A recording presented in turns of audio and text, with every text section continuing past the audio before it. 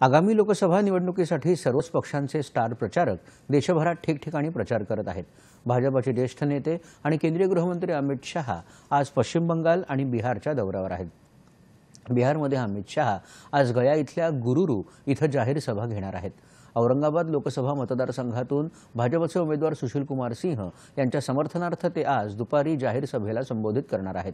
लोकसभा निवडणुकीची घोषणा झाल्यानंतर बिहारमध्ये होणारी भाजपच्या ज्येष्ठ नेत्याची ही पहिलीच निवडणूक बैठक असेल।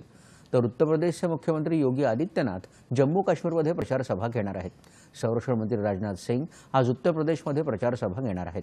काँग्रेस आणि त्यांच्या सहयोगी पक्षांच्या प्रचाराला देखील आता वेग आला आहे। दरम्यान राष्ट्रीय जनता दलाने बिहार लोकसभा निवडणुकीसाठी 22 उमेदवारांची नावे जाहीर केली आहेत। यामध्ये लालू प्रसाद यादव यांच्या कन्या मीसा भारती आणि रोहिणी आचार्य यांचा समावेश आहे। काँग्रेसने देखील आगामी लोकसभा आणि आंध्र प्रदेश विधानसभेसाठी उमेदवारांची यादी जाहीर केली आहे।